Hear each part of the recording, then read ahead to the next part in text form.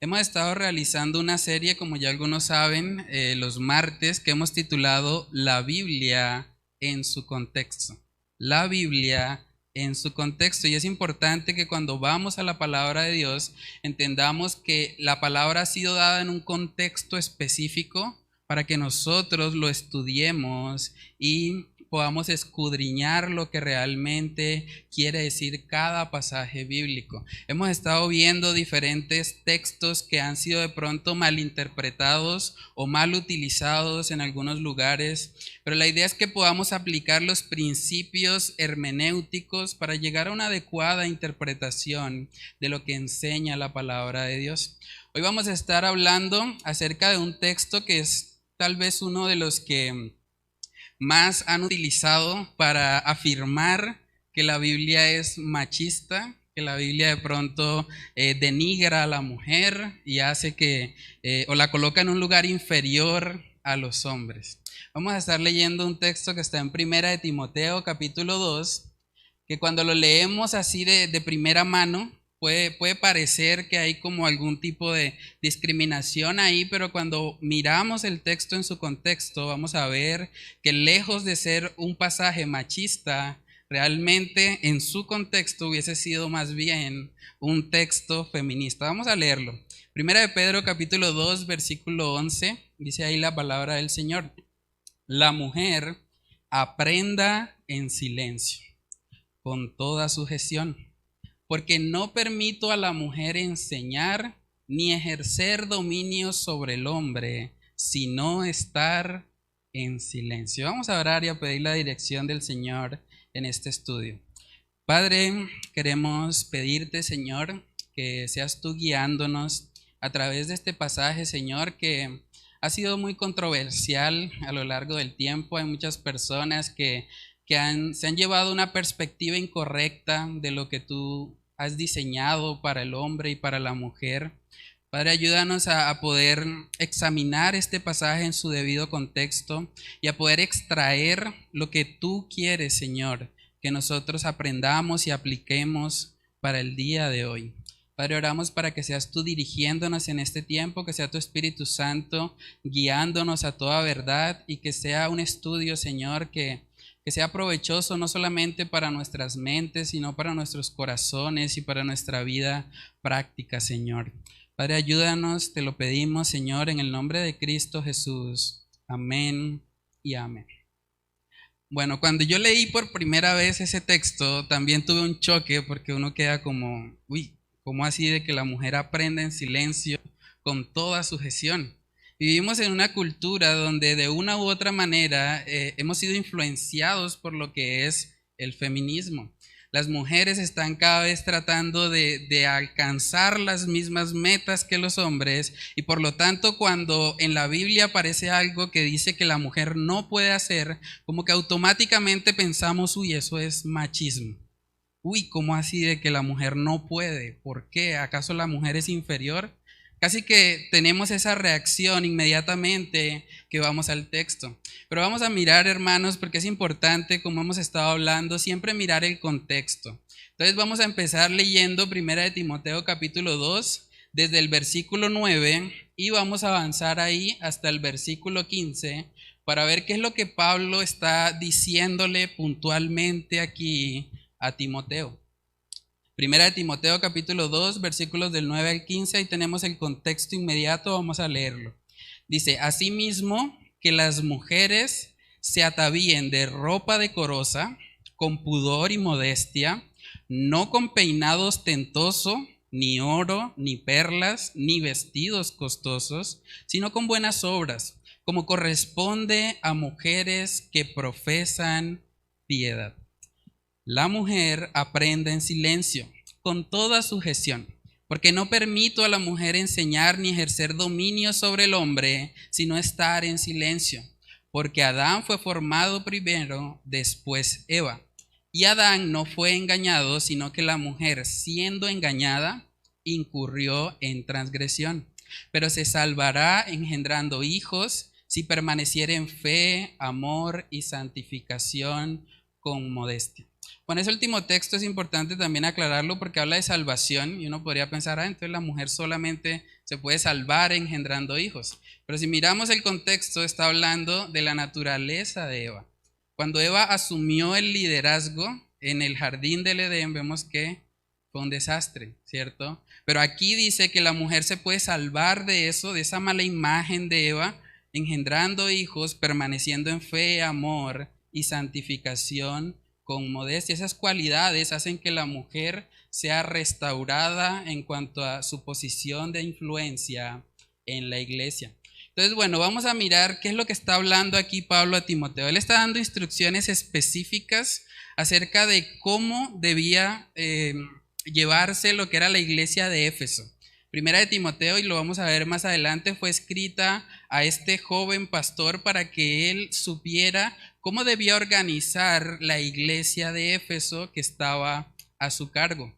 Entonces, en Primera de Timoteo 2, versículos del 9 al 10, vemos que cuando habla a las mujeres, dice puntualmente que ellas deben ataviarse de ropa decorosa, con pudor y modestia. Esa es una instrucción específica para las mujeres y es importante porque precisamente las mujeres a veces tienen la tendencia a enfocarse mucho en su apariencia externa, ¿cierto? Y lo que está diciendo Pablo aquí, bueno, las mujeres no deben llamar la atención sobre su vestimenta. ¿Qué pasa con los peinados ostentosos, el oro, las perlas, los vestidos costosos? Esas cosas hacen que las personas pongan la mirada en cómo están vestidas. Lo que el apóstol Pablo le está diciendo a Timoteo es no, las mujeres no deben centrarse en eso. El atavío de una mujer piadosa, de una mujer que conoce al Señor, debe ser con modestia, debe ser con pudor. Y la palabra modestia hace referencia puntualmente al dominio propio sobre las pasiones sexuales. O sea, una mujer cristiana, una mujer que conoce al Señor, no debe vestirse de tal manera que sea provocativa para un hermano en la fe o para personas fuera de la congregación. Es importante que vistan con modestia. También la palabra que aparece ahí, pudor, hace referencia a moderación. O sea, debe vestir de forma moderada, de tal manera que cuando esa persona pase, ella no sea el centro de atención por lo que ella viste. Esa es la idea que está dando aquí el apóstol Pablo a Timoteo, y es lo mismo también que vemos en otros textos bíblicos, porque en Primera de Pedro capítulo 3 vamos a ver que también hay una exhortación muy parecida. Primera de Pedro capítulo 3 versículos del 3 al 6, vamos a ver ahora cómo lo dice Pedro respecto a la vestimenta de las mujeres. Dice Primera de Pedro 3 verso 3, vuestro atavío no sea el externo. Y otra vez dice, de peinados ostentosos, de adornos de oro o de vestidos lujosos, sino el interno, el del corazón, en el incorruptible ornato de un espíritu afable y apacible, que es de grande estima delante de Dios. Miren lo que dice el 5, porque así también se ataviaban en otro tiempo aquellas santas mujeres que esperaban en Dios, estando sujetas a sus maridos. Y esa es otra palabra que muchas veces causa algo de temor a las mujeres. Sujetas o sujeción. Pero vamos a ver, hermanos, que realmente la sujeción, yo creo que es algo que las mujeres cristianas deben anhelar en su corazón. Así como un hombre debe anhelar amar a su esposa como Cristo amó a la iglesia, ese debe ser el estándar para el hombre. También para la mujer el estándar es la sujeción. Sujetarse a su esposo y vivir conforme al diseño que Dios ha establecido. Dice luego en el 6, como Sara obedecía a Abraham, llamándole Señor, del cual vosotras habéis venido a ser hijas si hacéis el bien sin temer ninguna amenaza. Entonces aquí vemos que el apóstol Pedro también dice algo parecido respecto al atavío de las mujeres. La instrucción específica es que no llamen la atención sobre sí mismas o sobre lo que tienen puesto. Y es importante también ahí aclarar que no se nos dan instrucciones específicas, no sabemos cómo identificar puntualmente cuando el peinado ya es ostentoso o cuando no. Pero el principio general es que no deben buscar llamar la atención por lo que se colocan en su cuerpo. El énfasis de ese pasaje es que las mujeres deben enfocarse más bien en tener un carácter santo, un carácter de buenas obras, y que la gente les reconozca no por cómo se visten, sino más bien por sus buenas obras, porque viven en piedad y queriendo agradar a nuestro Señor. Eso es lo primero que trata aquí Timoteo. Y luego en el versículo 11 vemos que aparece el texto que de pronto es el texto polémico, que mucha gente dice, uy, pero eso es machista. Pero vamos a verlo. Primera de Timoteo 2 en el versículo 11 dice, la mujer aprenda en silencio con toda sujeción. Lo primero que debemos comentar sobre ese pasaje es que el silencio no es menosprecio. El silencio no es menosprecio. De hecho, ustedes están escuchando ahorita la palabra de Dios en silencio. Ustedes están aprendiendo en silencio y no por eso están siendo menospreciados, o espero que no se sientan menospreciados. Cuando el apóstol Pablo dice que la mujer aprenda en silencio, está hablando acerca del orden. Porque para el apóstol Pablo es muy importante que cuando se está hablando, que todo pueda hacerse en la iglesia decentemente y con orden. De hecho, no es la única vez que el apóstol Pablo dice algo así. Vamos a ver que incluso cuando le habla a los hombres que hablaban en lenguas en el contexto de Primera de Corintios, en vez de decir que estaba en silencio, les dice que se callen. Vamos a verlo. Primera de Corintios capítulo 14. Primera de Corintios capítulo 14 en el versículo 27, miren lo que dice. Si habla alguno en lengua extraña, sea esto por 2 o a lo más 3 y por turno y uno interprete. Es importante aclarar que solamente los hombres podían hablar públicamente en lenguas. Tal vez en un próximo episodio vamos a hablar un poco acerca del don de lenguas, pero aquí vemos ahora en el versículo 28 que para esos hombres que hablaban en lenguas, miren lo que dice, y si no hay intérprete, calle en la iglesia y hable para sí mismo y para Dios. Entonces, para las mujeres, aprendan en silencio. Para los hombres, cállense. Si están hablando de tal manera que no sea evidente cuál es la enseñanza en la congregación.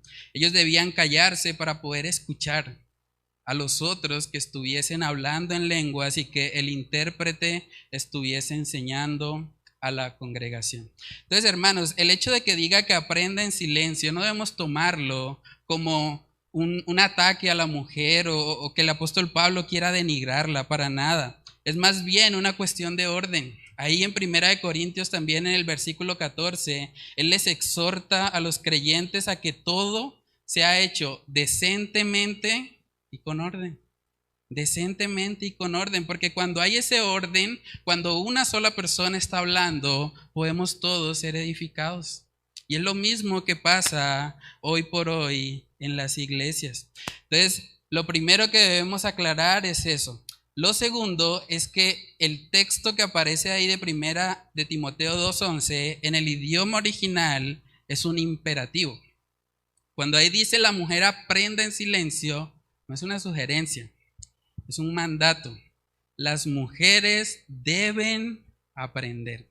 Y por eso les decía al comienzo que este texto en su debido contexto más bien hubiese sido considerado un texto feminista. Porque para el contexto de la época los judíos consideraban que las mujeres no se perdía el tiempo enseñándolas. Las mujeres no se les dedicaba tiempo para darle una enseñanza bíblica, para nada. Y eso es bastante fuerte. De hecho, los escribas recomendaban no hablar mucho con una mujer, ni siquiera los que eran casados con su propia esposa. Porque decían que si ellos hablaban con una mujer mucho tiempo, iban a estar bajo maldición. Entonces, lo que el apóstol Pablo está diciendo aquí es una restauración grande para las mujeres, porque está diciendo que las mujeres deben aprender. O sea, y la iglesia debe enseñar a las mujeres. Eso era algo que iba a volarle la cabeza a los judíos, a los escribas, porque ellos vivían con un machismo muy arraigado que hacía que ellos menospreciaran a la mujer. Entonces, este pasaje, en vez de denigrar a la mujer, lo que está haciendo es dignificarla. ¿Recuerdan cuando nuestro Señor Jesús se encontró con la mujer samaritana? Vamos a ver ese pasaje, Juan capítulo 4.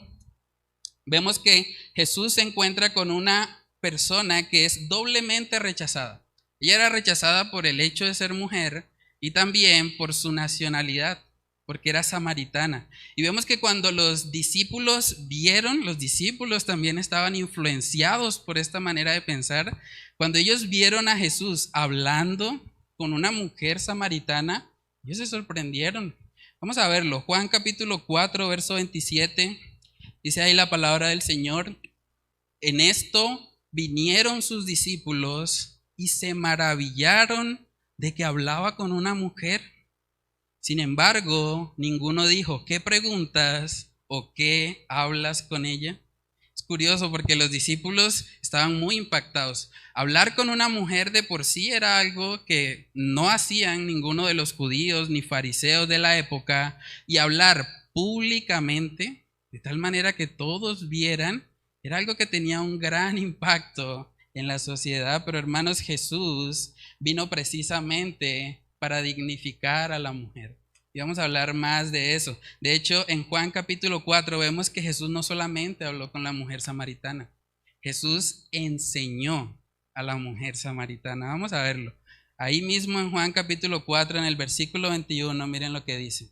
Jesús le dijo: mujer, créeme que la hora viene cuando ni en este monte ni en Jerusalén adoraréis al Padre. Vosotros adoráis lo que no sabéis. Nosotros adoramos lo que sabemos, porque la salvación viene de los judíos. Miren lo que dice el 23. Mas la hora viene, y ahora es, cuando los verdaderos adoradores adorarán al Padre en espíritu y en verdad. Porque también el Padre tales adoradores busca que le adoren. ¿Saben que la primera persona en recibir esta enseñanza fue la mujer samaritana?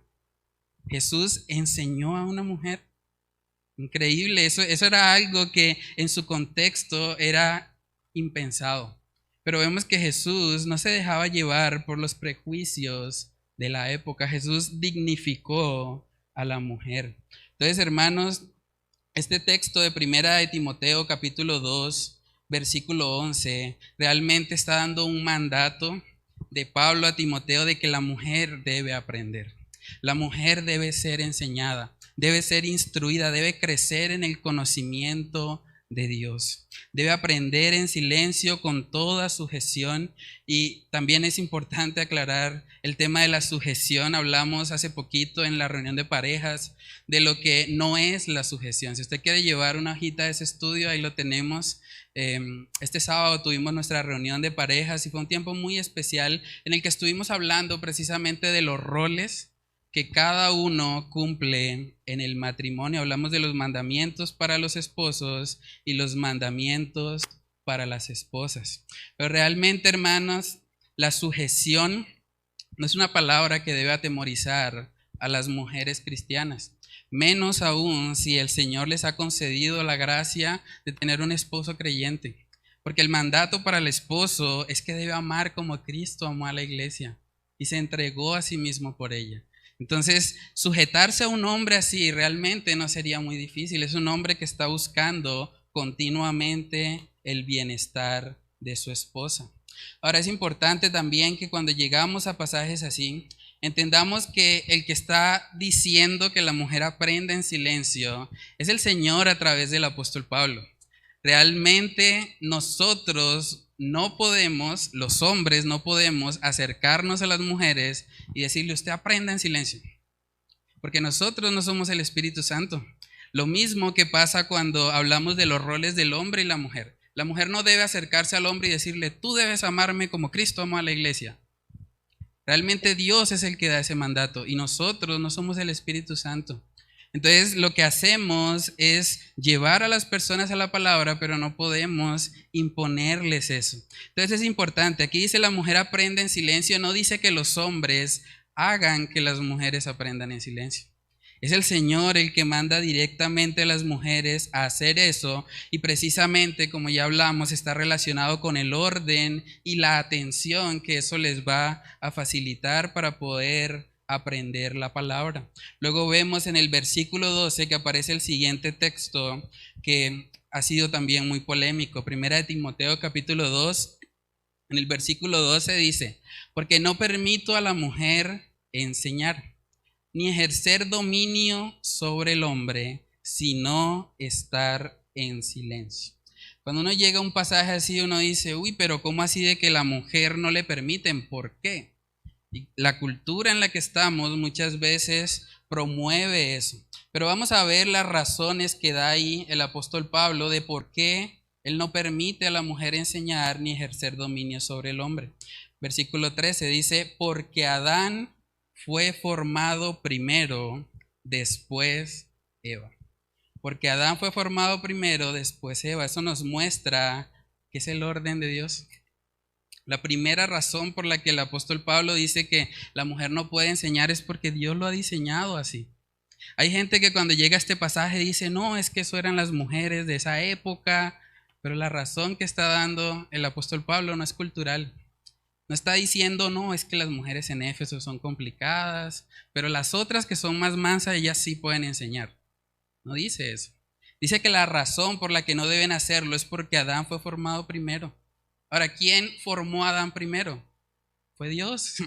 Es el diseño de Dios. Y cuando nosotros entendemos que tenemos un Dios bueno, un Dios santo, un Dios que sus planes son mejores que los nuestros, vamos a poder abrazar esto. Vamos a abrazarlo como el diseño de Dios. Dios ha estipulado que el hombre fuese primero, que él fuese la cabeza del hogar y que Eva fuese su ayuda idónea. Eso fue idea de Dios. No debemos permitir que el feminismo o todas esas corrientes, el machismo también, nos distorsionen lo que Dios ha diseñado de forma perfecta. El Señor diseñó al hombre y a la mujer con su sabiduría, hermanos. Entonces vemos que la primera razón que da el apóstol Pablo es por el diseño. Es porque Dios formó primero a Adán y después a Eva. Lo segundo que vemos ahí en el verso 14 es que dice, y Adán no fue engañado, sino que la mujer, siendo engañada, incurrió en transgresión. Entonces, la segunda razón que da Pablo a Timoteo es que cuando la mujer asumió el liderazgo en el jardín del Edén, fue engañada y cayó en transgresión. Es las consecuencias del pecado de la mujer. Y de hecho, si nosotros nos vamos al Antiguo Testamento, podemos ver que cuando el Señor habla puntualmente a la mujer de su pecado, una de las consecuencias fue precisamente que el hombre se iba a enseñorear sobre ella. Vamos a Génesis capítulo 3. Génesis capítulo 3, en el versículo 16 vemos que ahí se están hablando las consecuencias precisamente del pecado para cada uno de los que pecaron. Y en el verso 16 dice, a la mujer dijo, multiplicaré en gran manera los dolores en tus preñeces. Con dolor darás a luz los hijos.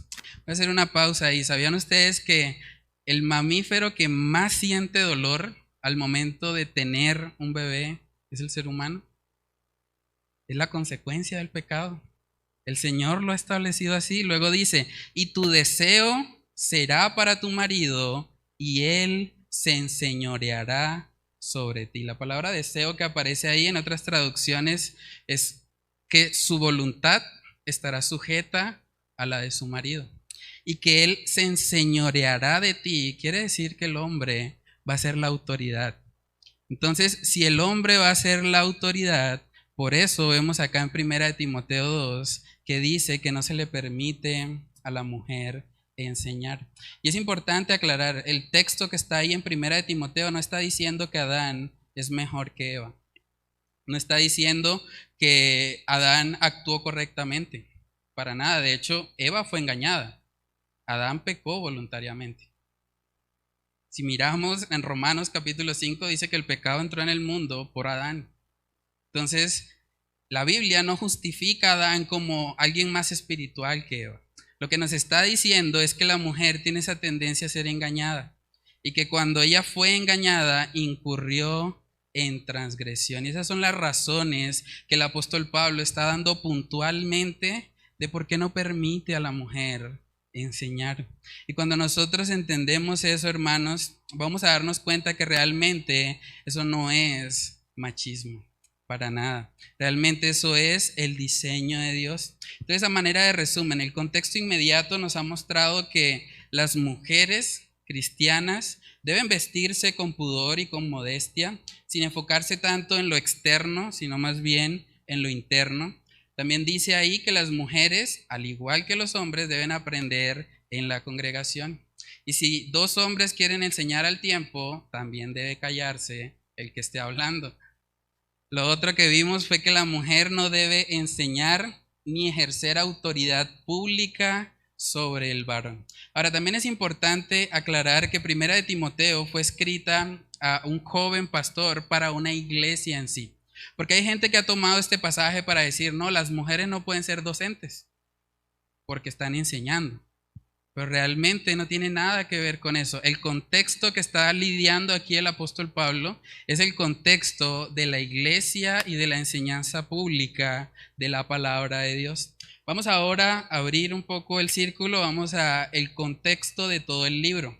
Vamos a ver si en Primera de Timoteo, a lo largo del libro, podemos ver alguna señal de que de pronto las mujeres deben tomar el liderazgo de la congregación. Primera de Timoteo capítulo 1 en el versículo 3 vemos la encomienda del apóstol Pablo a Timoteo. Dice ahí, como te rogué que te quedases en Éfeso cuando fui a Macedonia para que mandases a algunos que no enseñen diferente doctrina. O sea, el apóstol Pablo le está escribiendo a Timoteo acerca de las necesidades puntuales que había en Éfeso. Y una de ellas era precisamente establecer el liderazgo bíblico. En Primera de Timoteo capítulo 3 vemos que aparecen los requisitos que deben tener aquellos que anhelan obispado o los que van a liderar como tal la iglesia. Primera de Timoteo capítulo 3 verso 1 dice, palabra fiel. Si alguno anhela obispado, buena obra desea. Pero es necesario que el obispo sea irreprensible, marido de una sola mujer, sobrio, prudente, decoroso, hospedador, apto para enseñar, no dado al vino, no pendenciero, no codicioso de ganancias deshonestas, sino amable, apacible, no avaro, que gobierne bien su casa, que tenga a sus hijos en sujeción con toda honestidad, pues el que no sabe gobernar su propia casa, ¿cómo cuidará de la iglesia de Dios? No un neófito, no sea que envaneciéndose caiga en la condenación del diablo. Hermanos, uno de los requisitos para ser un obispo, para ser un líder, es que debe ser marido de una sola mujer. No dice que debe ser mujer de un solo marido. Está limitando ahí ese liderazgo, ese obispado al varón. Y lo está haciendo porque es parte del diseño original del Señor. Dios ha establecido que el Señor sea la cabeza, que el hombre, sea la cabeza del hogar y sobre él, obviamente, Cristo Jesús gobernando. En Primera de Timoteo capítulo 5 también vemos que se habla acerca de ancianos. Primera de Timoteo 5 versículos del 17 al 18 dice, los ancianos que gobiernan bien sean tenidos por dignos de doble honor, mayormente los que trabajan en predicar y enseñar. Pues la escritura dice, no pondrás bozal al buey que trilla, y digno es el obrero de su salario. Aquí vemos que habla puntualmente de la paga que debe recibir un anciano que está trabajando en predicar y enseñar la palabra de Dios. Y usted podría pensar, pero en la Biblia también habla de ancianas. Vamos a ver ese texto.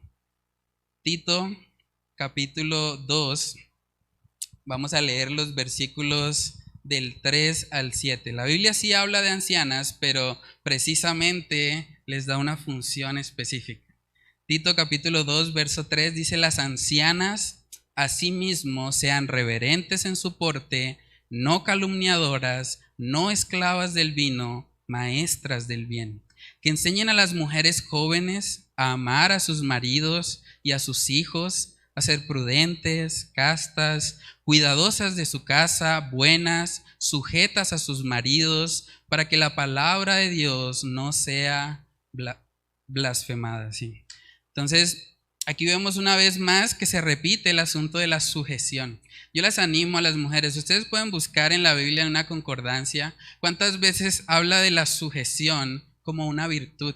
Y es importante que las mujeres entiendan eso para que no sean influenciadas por las corrientes de este mundo que les están diciendo que sujetarse es algo que las hace inferiores, es algo que las coloca en un lugar por debajo del varón. Entonces, hermanos, cuando nosotros vemos el contexto del libro, podemos ver que Timoteo, o Pablo le está escribiendo a Timoteo, que el liderazgo debe ser masculino.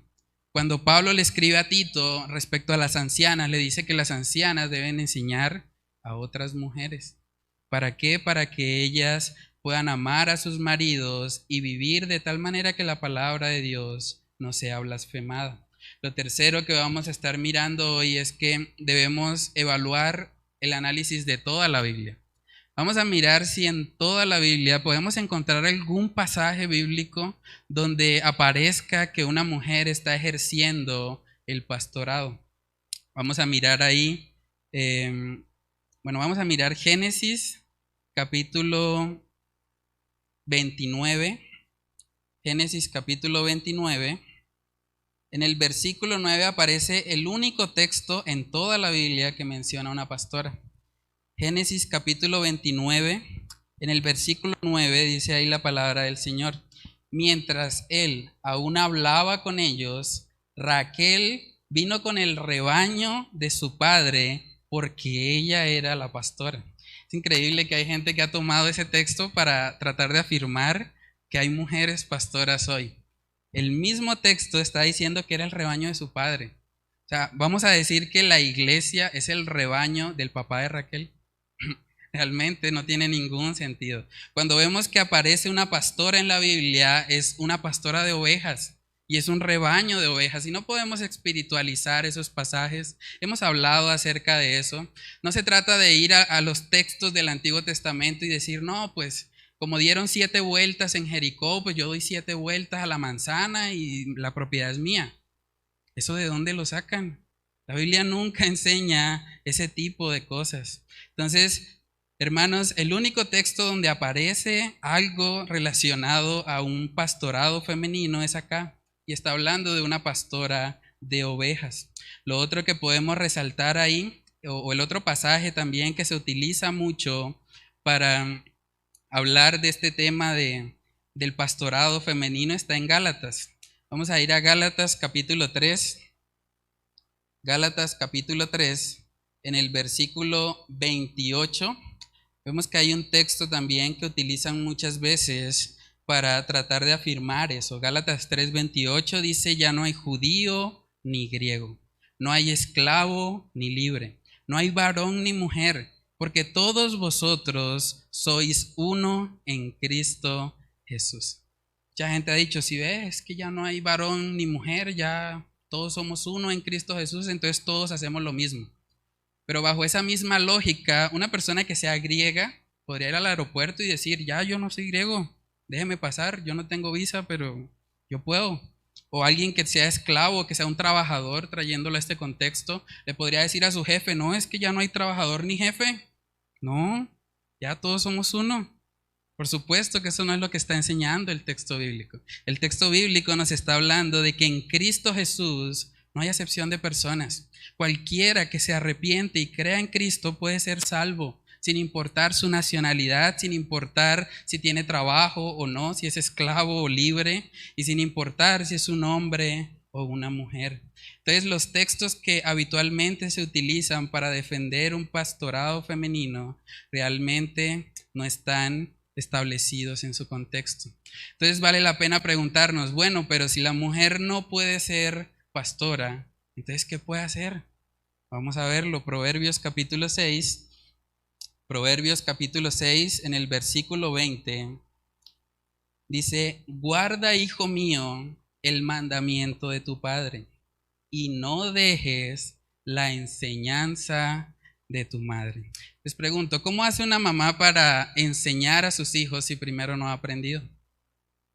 Es evidente que debe aprender. El mandato de 1 Timoteo 2:11 es que la mujer aprenda, que la mujer adquiera conocimiento. Y debe hacerlo, claro que sí. ¿Quién va a enseñar a sus hijos a temer al Señor, a vivir conforme a la piedad? Son las madres. Gracias al Señor por la vida de la abuela y de la madre de Timoteo. En 2 de Timoteo capítulo 1 vemos cómo estas mujeres piadosas influenciaron en él, para que hoy por hoy tenemos dos libros de la Biblia escritos a ese personaje. 2 de Timoteo capítulo 1 versículo 5 dice ahí: trayendo a la memoria la fe no fingida que hay en ti, la cual habitó primero en tu abuela Loida y en tu madre Eunice, y estoy seguro que en ti también. Hermanas, es muy importante, le hablo a las mujeres que están acá, es muy importante que ustedes aprendan teología, que ustedes conozcan a Dios, que conozcan sus atributos, que conozcan lo que la palabra de Dios enseña, porque ustedes tienen una gran influencia sobre la vida de sus hijos. Ustedes no saben si van a criar al próximo Timoteo, si ustedes van a ser los instrumentos para que más personas misioneros vayan al mundo y lleven el mensaje de salvación. Las mujeres tienen esa influencia. En 1 Corintios capítulo 11 también vemos el orden que el Señor ha establecido para el hogar y que también quiere verlo reflejado en la congregación. 1 Corintios 11 versículo 3 dice: pero quiero que sepáis que Cristo es la cabeza de todo varón, y el varón es la cabeza de la mujer, y Dios la cabeza de Cristo. Ese texto me llama mucho la atención porque está hablando de los roles, pero termina diciendo: y Dios la cabeza de Cristo. Y uno pensaría, pero esa frase ahí como, ¿por qué o qué? Saben que cuando miramos a Cristo Jesús en los evangelios, dice que Jesús se sujetó en todo al Padre. Él se sujetó en todo al Padre. Ahora, por Jesús sujetarse al Padre, Él no perdió dignidad. No fue que Jesús es inferior al Padre porque se sujetó a Él, ¿no? Lo que nos está mostrando aquí el pasaje es que así como Dios es la cabeza de Cristo, la mujer se sujeta al varón, porque Él es la cabeza que Dios ha establecido para su hogar.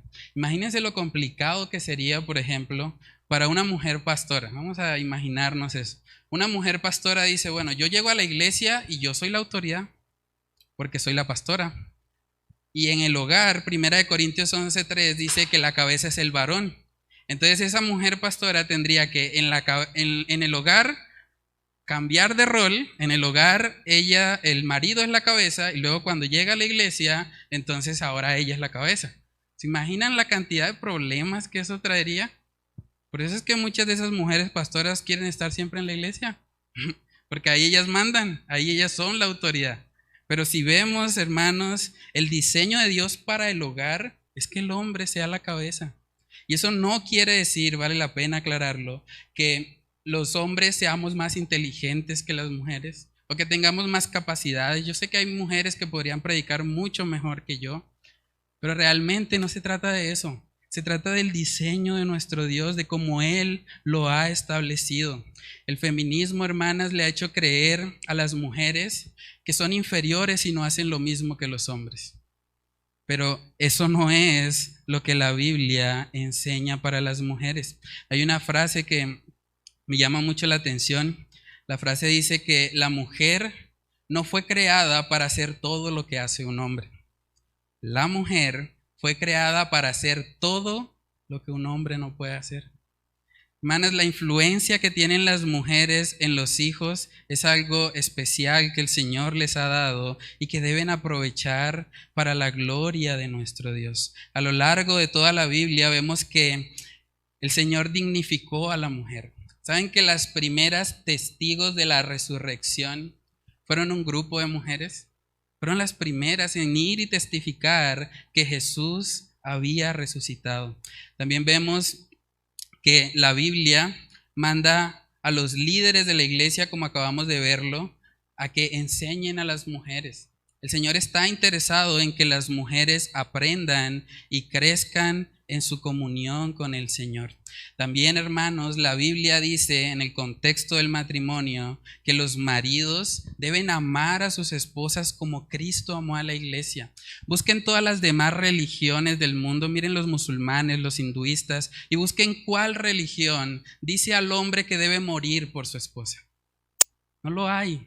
El cristianismo bíblico es el único que dignifica a la mujer y la coloca como alguien digna de honra, como alguien que merece que su esposo dé su vida por ella. Eso es lo que vemos en la Escritura. Ahora, también es importante aclarar que las mujeres sí pueden enseñar a los hombres. Sí pueden enseñar a los hombres, pero en un contexto donde la autoridad masculina no sea socavada. Y eso es muy importante también entenderlos, porque hay gente que ha dicho, no, si la enseñanza viene de una mujer, yo no la recibo. Pero aquí vemos que el contexto de Timoteo es precisamente la adoración pública en la iglesia. Pero si una mujer enseña de una forma que no esté socavando el liderazgo masculino, claro que puede hacerlo. De hecho, la mujer samaritana salió de ahí a enseñar a otros hombres quién es Jesús. Ella no se convirtió en la pastora de Samaria, pero ella fue y predicó el evangelio y les enseñó lo que Jesús le había dicho.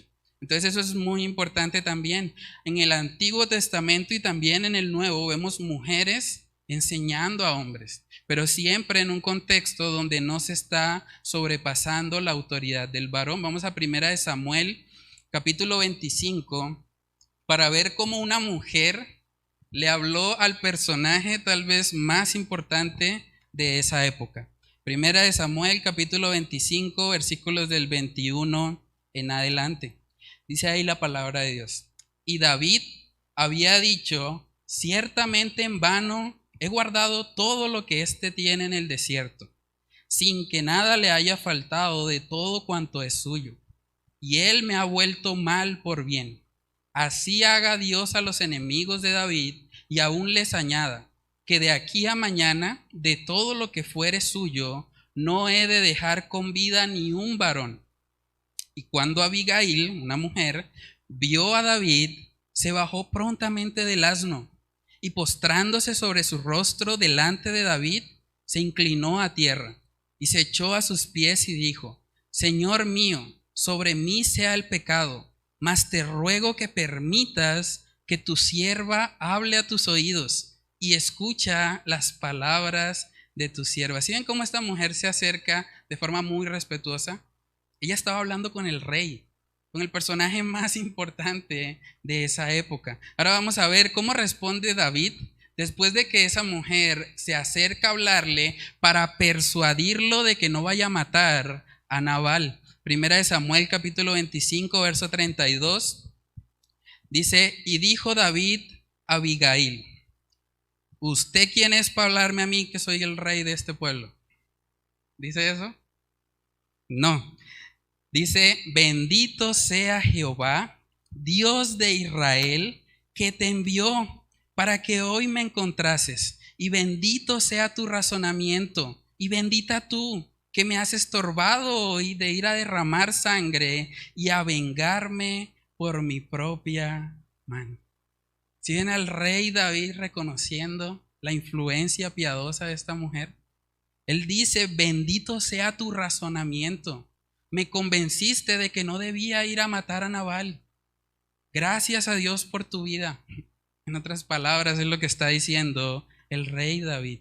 Entonces las mujeres sí pueden enseñar siempre y cuando sea en un contexto donde no sea socavada la autoridad del varón. También en el Nuevo Testamento, en Hechos capítulo 18, podemos ver que una pareja se acerca a un predicador llamado Apolos y les enseña.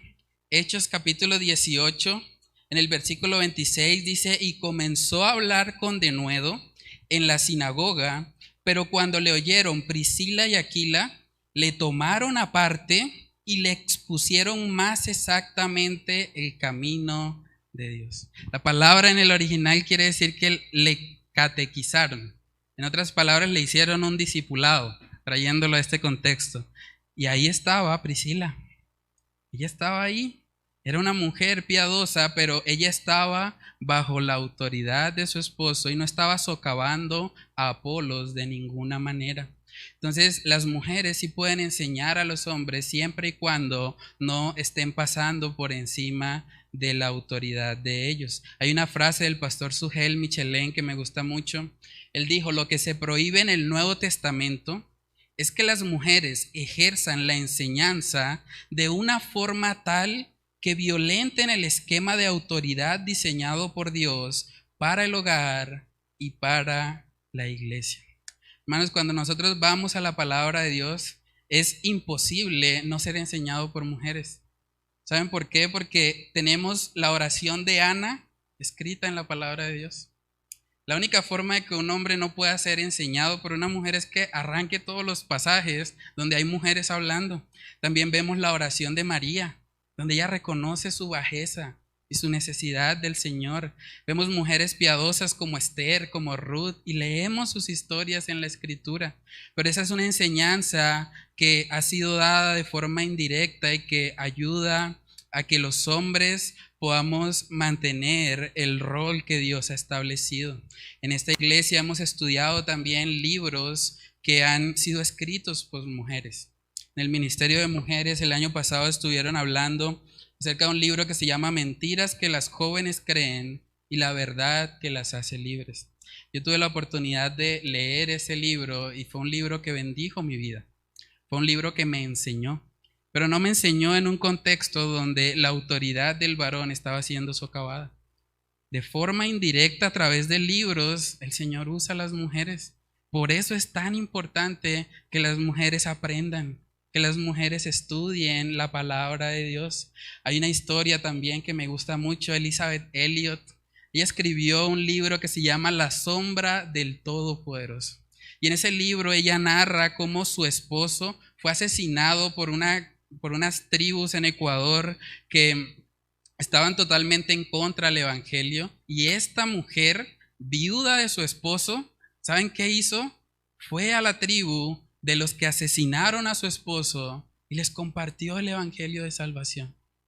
Gracias a Dios por su vida, gracias a Dios por ese libro. Ese libro impactó mi vida y me ha ayudado a crecer en mi comunión con el Señor. Entonces, hermanas, las mujeres sí pueden enseñar al varón siempre y cuando no se invierta el orden que el Señor ha establecido.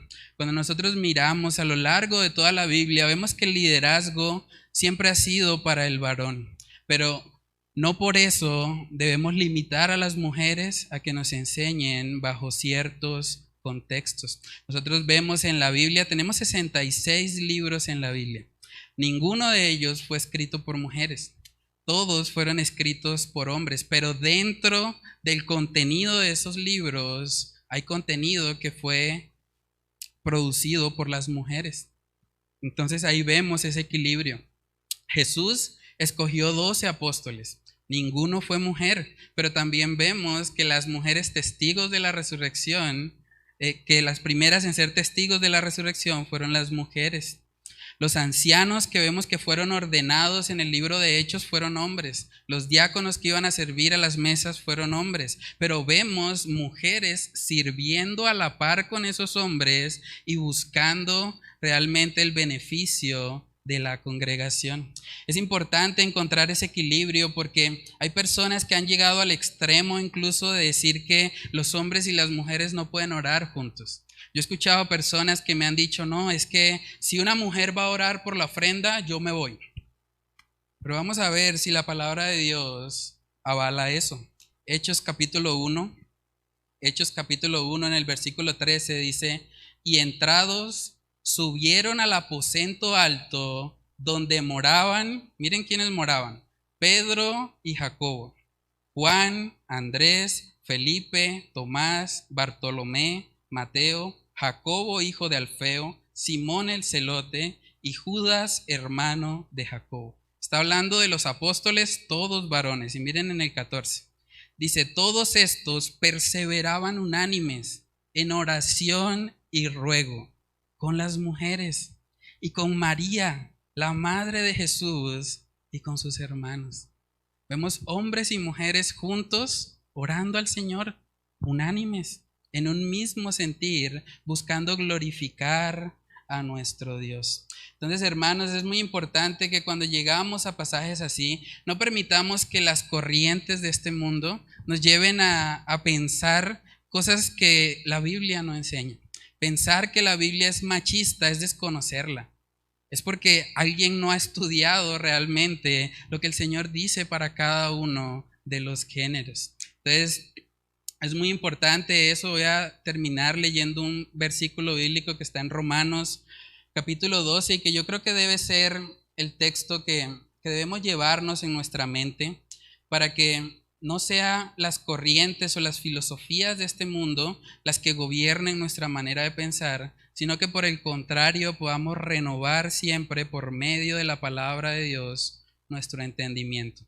Romanos capítulo 12, en el versículo 2 dice: no os conforméis a este siglo, sino transformaos por medio de la renovación de vuestro entendimiento, para que comprobéis cuál sea la buena voluntad de Dios, agradable y perfecta. No debemos permitir, hermanos, que ni el feminismo ni el machismo gobiernen en nuestra mente. Lo que debe gobernar es la palabra de Dios. Dejemos que sea la palabra de Dios y no las corrientes de este mundo las que definan cómo debemos comportarnos y las que definan cómo debe ser el liderazgo de la iglesia y del hogar. Vamos a orar. Padre, te damos muchas gracias, Señor, por este tiempo. Gracias por este estudio de tu palabra, Señor, donde nos muestras cómo en tu sabiduría, Señor, has diseñado el matrimonio de tal manera que el hombre debe ser la cabeza del hogar y la mujer debe ser su ayuda idónea. Gracias porque es tu diseño, Dios, porque sabemos que tú eres un Dios perfecto, que tú eres un Dios santo y bueno, y que lo que tú has diseñado, Señor, lo has hecho para nuestro bien, para formar en nosotros el carácter de Cristo Jesús. Padre, yo te pido que seas tú ayudándonos a poder combatir todas esas ideologías que vienen de este mundo, de esta sociedad, donde nos han hecho creer, Señor, que tu palabra enseña cosas que no son. Padre, ayúdanos a poder siempre estarnos renovando por medio de tu palabra. Ayúdanos a recordar que es ella la que nos guía, que es ella la única que es nuestra lámpara a nuestros pies y esa lumbrera a nuestros caminos. Padre, ayúdanos a vivir cada día influenciados por tu palabra y no por las corrientes de este mundo. Ayúdanos a no ser moldeados, a no conformarnos a este siglo, sino a vivir cada día conforme a tu buena voluntad, que sabemos que es agradable y perfecta. Ayúdanos, Señor, a poner por obra esta tu palabra. Te lo pedimos, Señor, en el nombre de Cristo Jesús. Amén y amén.